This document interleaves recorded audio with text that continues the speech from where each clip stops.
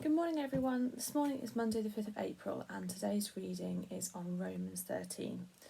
Now, I feel like this passage, when I read it through, was sometimes a bit tough to read, quite hard hitting, and there was a bit of me that pushed back against a little bit in some ways. But actually, the more I read it, the more I felt I understood what God was trying to say behind it. And actually, what really helped me with this passage was reading a few different translations, and I particularly like the Message translation of this passage as well, so I would really encourage you to read that. Now, as we start this passage, Paul is talking about submission to authority, and the whole way through the first part of this passage, I just had that reminder that actually it is God that's in control and it's God that has the authority. And there are lots of authorities in our lives, aren't there? Local, governmental, small ones, big ones, lots of people we have to submit to. And actually, I sometimes struggle with that word submit. I sometimes think it removed my freedom, but actually the whole point of authority in our lives and God-given authority is for peace and order. And I'm just going to read you the first little section of this passage from the Message because it really helped me look at it differently. Starts in verse 1. Be a good citizen. All governments are under God. Insofar as there is peace and order, it's God's order. So live responsibly as a citizen. If you're irresponsible to the state, then you're irresponsible with God, and God will hold you responsible. And for me, that really helped change my mind in terms of, rather than looking at it in terms of rule above me and me having no freedom and me having no point of view and having to just do what everyone else told me because God had put the authority in place, it actually put the responsibility onto me, and to say that actually God gives people authority in our lives to contain peace and to have order in our lives. And actually, if we listened to no one, there would be utter chaos, wouldn't there? If we all did our own thing, it would be chaos. And there's just that reminder that actually we have a responsibility to live counterculturally. There's lots of things in our world that would be very easy to push against because we don't agree with. And that's not to say we shouldn't have free speech and free will.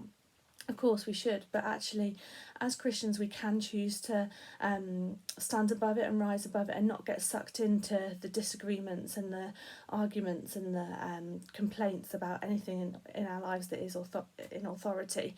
But actually we can have a responsibility to God, and we can take our responsibility back to God and say, actually, God, how should I act in this situation? How should I respond to the authority in my life, even in times when I don't necessarily agree with it?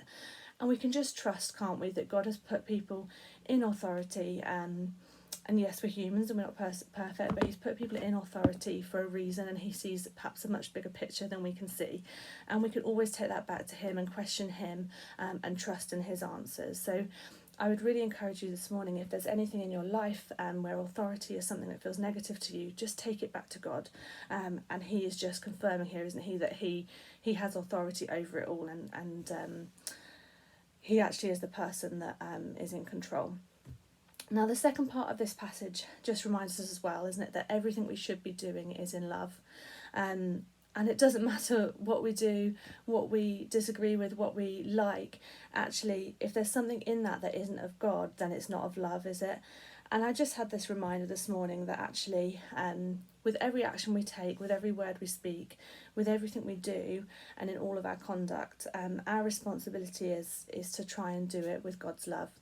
And I would just really, again, encourage us this morning just to come back and say, well, actually, why am I doing this? And what is the outcome going to be? Is the person that I'm interacting with here going to feel loved?